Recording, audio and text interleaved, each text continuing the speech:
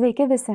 Šiame vaizdo įraše papasakosiu apie pagrindinę ClassWise žiniatinklio programos koncepciją, kuri padės jums greičiau naršyti ir naudotis pagrindinėmis funkcijomis kasdieninėme darbe.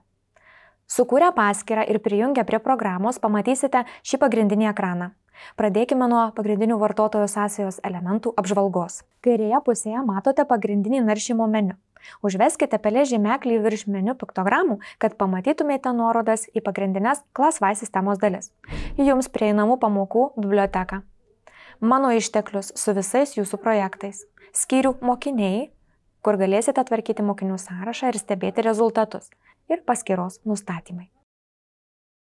Norėdami grįžti į pagrindinį puslapį, paspauskite namelio ikoną arba ClassWise logotipą viršuje. Viršutinėje dešinėje puslapio dalyje galite matyti šiuos mygtukus. Mėlynas mygtukas – sukurti projektą, skirtas naujiems projektams kurti. Pilkas mygtukas – įrenginių skydelis, skirtas tvarkyti klasę ir mokinių įrenginius. Paskutinė piktograma vaizduoja jūsų profilį. Spustelėję profilio piktogramą pamatysite papildomas parinktis, pavyzdžiui, kalbos keitimą. Pirmųjų dviejų mygtukų funkcionalumą išsamiai aptarsime atskiruose vaizdo įrašuose. Ekrano centre matome dvi dalis. Pirmoji yra mokomųjų vaizdo įrašų rinkinys, kaip ir tas, kurį dabar žiūrite. Žemiau yra skyrius Atrask su visais rekomenduojamais projektais, kuriuos galbūt norėsite naudoti savo klasėje. Spustelėkite mygtuką Rodyti viską, kad patektumėte į biblioteką, kur rasite daugiau pamokų, panašių į rekomenduojamas šiame skyriuje. Patyrinėkime biblioteką. Pirmiausiai paaiškinsiu, kaip tvarkėme duomenų bazėje esančius išteklius. Nenorime varžyti mokytojų, primesdami konkrečius darbo metodus. Manom, kad kiekvienas turi savo stilių ir jam turėtų būti suteikti lankstus įrankiai, kuriuos gali naudoti pagal savo poreikius. Mūsų ištekliai pažymėti bent vienu iš 4 pamokos mokymo etapų. Galite naudoti interaktyvius pristatymus, kad perteiktumėte arba apibendrintumėte naują medžiagą. Paruošti žaisti mokomieji žaidimai skirti jūsų pamokoms suteikti linksmybių ir jaudulio, kartu sustiprina įsiminimo procesą. Viktorinos ir testai leidžia mokytojams greitai patikrinti mokinių žinias. Jų rezultatai rodomi iškart po testų. Pamokų planai gali būti universalūs ir naudojami keliose pamokų etapuose.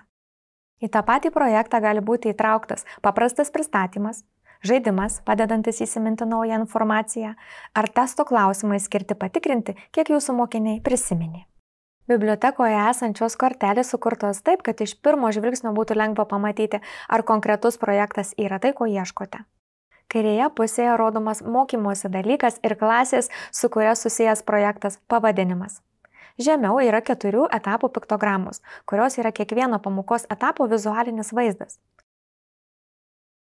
Balta apatinė juosta rodo tam tikrą amžiaus grupę. Virš bibliotekos kortelių su turiniu galite rasti paieškos juostą ir filtrus. Pagal numatytus nustatymus galite filtruoti išteklius. Pagal dalyką arba pamokos etapą. Papildomi filtrai padeda susiaurinti paieškos kriterijus. Iki mokymosi sistemos, konkrečios amžiaus grupės, kalbos ar autoriaus. Jei žinote, ko ieškote, galite naudoti paieškos juostą ir įvesti atitinkamus raktinius žodžius. Jei norite išsamesnio projekto turinio aprašymo, užveskite pelės žymeklį virš išteklių kortelės. Spustelėkite pasirinktą projektą. Paspaudę mėlyną mygtuką Vykdyti, galėsite jį naudoti. Tačiau, jei nuspręsite sukurti savo pamoką, visus savo projektus rasite skiltyje Mano ištekliai. Galite kurti projektus savo reikmėms ir laikyti juos paskyroje kaip juodraščius arba paskelbti visai ClassWise mokytojų bendruomeniai visame pasaulyje. Skiltyje Mokiniai galite sudaryti klasių ir vaikų, su kuriais ir toliau nuolat dirbsite, sąrašus. Per žaidimus ir viktorinas ClassWise renka mokinių atsakymus, kad vėliau juos analizuotų ir pateiktų jums mokinių pažangą. Apie tai plačiau papasakosiu kituose vaizdo įrašuose. Dėkojame už jūsų laiką. Iki pasimatymo.